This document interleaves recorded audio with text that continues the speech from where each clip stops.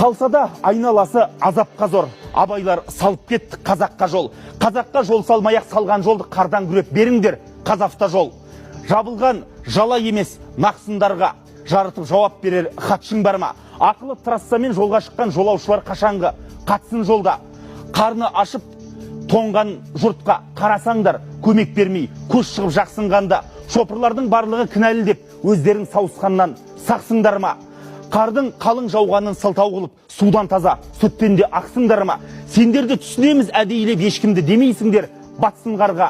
Бірақ та техника жетпейді деп жауаптарың ұқсайды тапсынғанға. Қыстың қамын жаз ойла деген қазақ, білгенге бұдан артық тәпсір бар ма?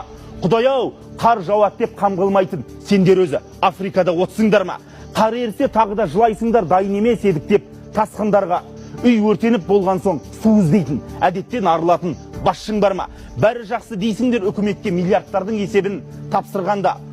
Ұлттық компания деген аттарың бар, ұқсамаңдар халыққа қас қылғанға. Қазавтожол біздерге шыныңды айтшы, қазаққа сорсыңдар ма, бақсыңдар ма?